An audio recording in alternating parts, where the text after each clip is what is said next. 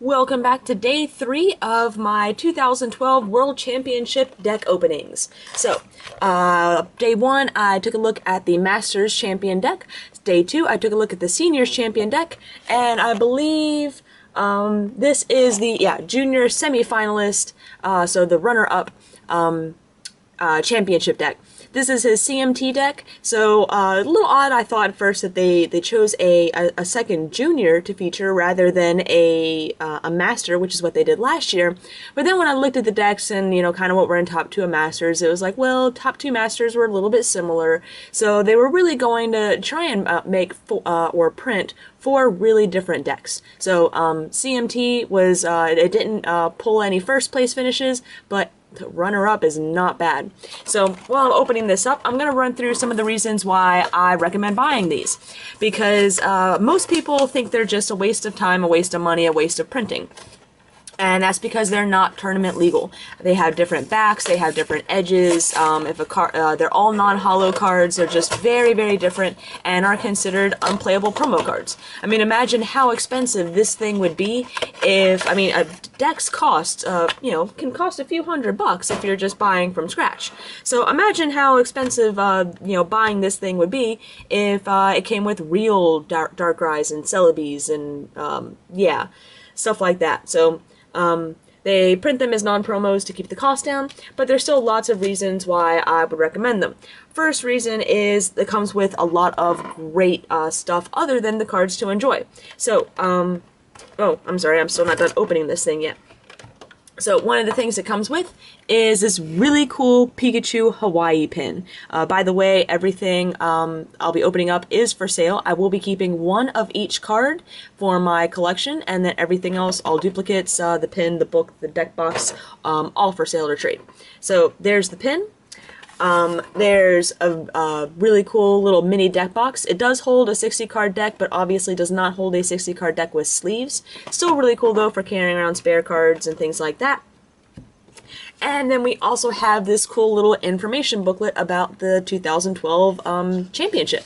So it's got a little bit of everything as far as information about the tournament, brackets, countries that participated, the deck lists, and some information about the players that ran those decks that did very well at the tournament.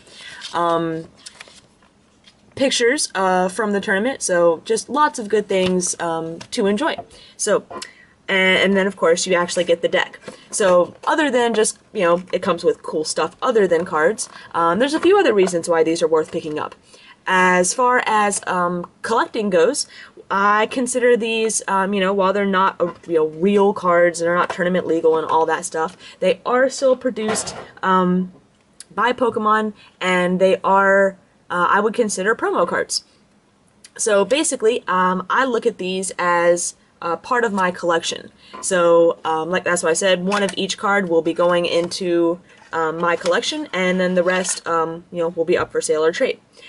Reason why players should get them. If you're a beginning player and you can pick this up shortly after the World's Tournament, even with a rotation, this can really help you out as far as really analyzing what goes into building a good deck. You know, what kind of cards are good. You know, keep in mind that some cards may be rotating out, and that's okay. But then how to play the decks. You know, pick up these decks. Play them against your friends, you know, keeping in mind the same format and stuff like that. And I really think they're good training tools for beginning players.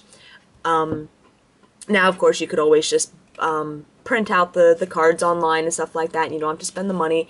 But that brings me back to my to another point of why I recommend getting these decks.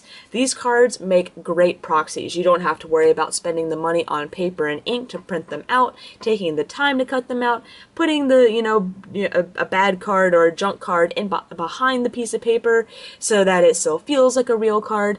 You just plop these guys in. So, really useful as far as just playtesting.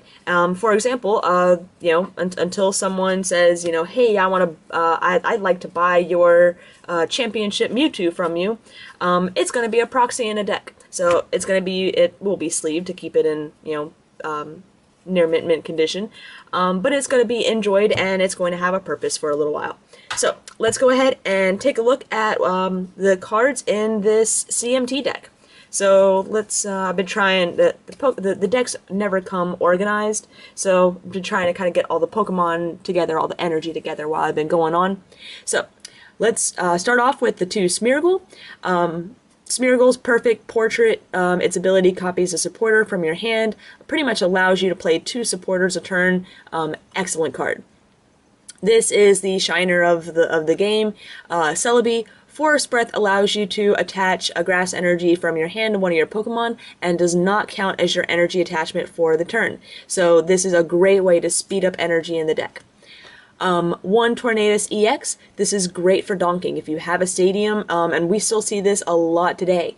Blow Through does 30, but it does 60 if you have a stadium in play. Power Blast does 100, and really all you need is double colorless and just 1 random energy on there, and you're power blasting. And technically, you could do this on the first turn. If you can get that stadium in play to have to give your Celebi free retreat, or hit a switch, attach the DCE, use Celebi's as a body or a power? Nope, it's a power. Poke Power to attach a grass energy to Tornadus. Turn 1, you're hitting for 100. That's why CMT or some CNT variants were known as donk decks.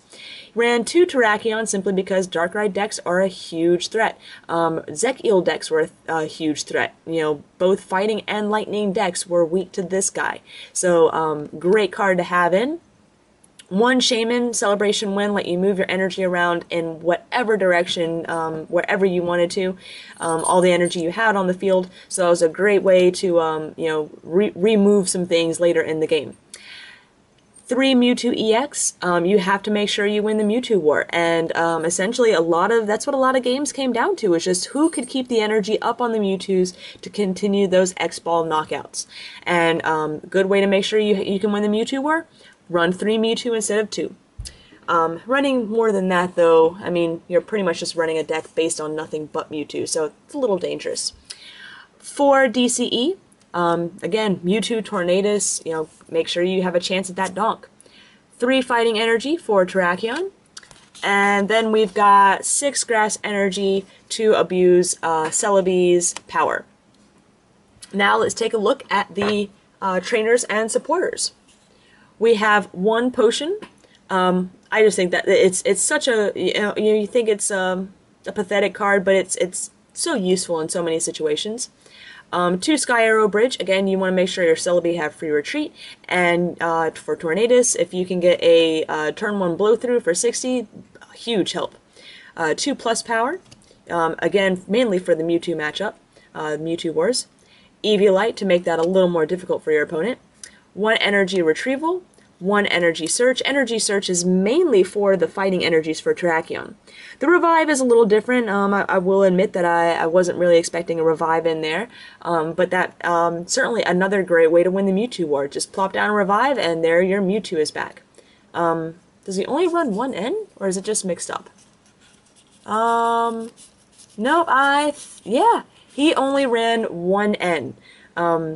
Again, hey, this is Juniors. Juniors can do some crazy things, but 1 N. 4 Junk Arm, you had to have 4 Junk Arm in every deck back then. 3 Catcher. 3 Switch, again, so you're not necessarily relying on that stadium to get back and forth. 3 Random Receiver to make sure you always have your supporters when you need it. 3 Professor Juniper. 4 Dual Ball to, I mean, this deck runs all basics, so Dual Ball is going to search out everything, so no reason why not to run 4 of them. And 4 Professor Oak's New Theory to make sure you have that shuffle power. So, that is the Junior Division runner-up deck. And tomorrow, my last day of the 2012 Championship deck openings, I'll be taking a look at the Junior Championship deck.